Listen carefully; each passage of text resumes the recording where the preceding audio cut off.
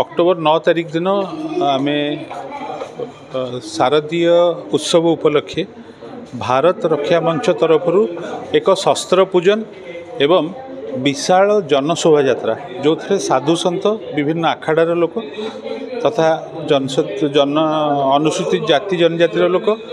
सबु वर्गर लोक ये महिला और युवा समस्त जॉइन आसवे जोगदेवे आ शोभा यात्राटी राम मंदिर आरंभ होगी आमर एजी छक पर्यंत जीव एवं ये समाप्त हो। आम असामाजिक लोक बोली कहवा नहीं आम कह देशद्रोही देशद्रोही लोक ये जे आम भारत माटीर आमर देखु हिसाब ऑफिशियल परिसंख्यान जोटा कहूँ से पाखापाखि 4 ରୁ 5 कोटी लोक बांग्लादेश और रोहिंग्या आमर मियांमार आसिकी 4 ରୁ 5 कोटी लोक भारत में बर्तमान बसवास कर जहाँकि पंजाब एवं छत्तीसगढ़ जनसंख्या को मिसईदेले जिते जनसंख्या से संख्यार लोक बर्तमान भारत में बसवास कर मुख्य उद्देश्य हूँ जे भारत को केमती खंड विखंडित करवा भारत माता को फेर खंड विखंडित करने उद्देश्य से आसछंती आ सेमाने जमाते इस्लाम अल कायदा ISIS ये आतंकवादी संगठन माने आंको सबू फंडिंग करुचंती जे भारत एक शांतिप्रिय राज्य एवं आमर जो सनातन संस्कृति अच्छी सबुठ उत्कृष्ट संस्कृति आमर सनातन संस्कृति माने होची मानव धर्म रे विश्वास करथिया लोक से माननकु कहा जाए जे सनातन संस्कृति लोक आमे सबू लोकंक पे आमर स्थान अच्छी आम धर्म रे आमे समस्त को सम्मान दउछु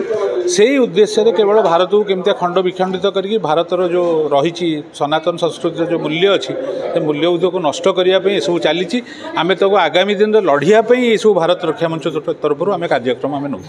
आज ये प्रेस माध्यम आपण भाई भौणी मान माध्यम आम आसंता अक्टोबर 9 तारीख दिन एक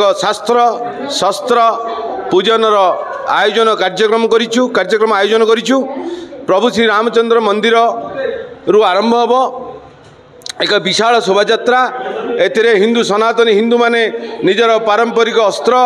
सेठी पूजन करिवे एवं पूजा करी एक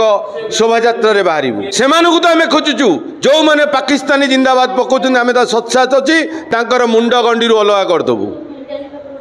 आमे तांकु लड़ीबू से ही आमर देशर शत्रु आमे तांकु कदाबी ए देश रे तांकु रहिया पई आमे कौन सी प्रकार मौका दबु नाही तांकु असामाजिक तत्व माने से माने केते दूर करूचंदी करंतु वर्तमान सनातनी जागृत हेलेनी आपण देखिचंदी अखंड भारत रे समग्र पृथ्वी रे मध्य जो भारतीय माने बसवास करिचंदी तांको सनातनी धर्म को से माने जागृत करचंदी रक्त गरम हेची वर्तमान समस्त उज्जीवित हेचंदी वर्तमान आमे आमर धर्म रक्षा करिया पई आमर जनसाधारण निरीह जनसाधारण सुरक्षा आम बर्तमान शास्त्र धरी आम राजरास्ता को ओल्हे प्रस्तुत होइचु एवं ये गोटे मेसेज जीव समस्ते घर बाहरंतु एवं निजर संस्कृति निजर धर्म निजर भाई मानकु भौणी मानकु सुरक्षा दियंतु।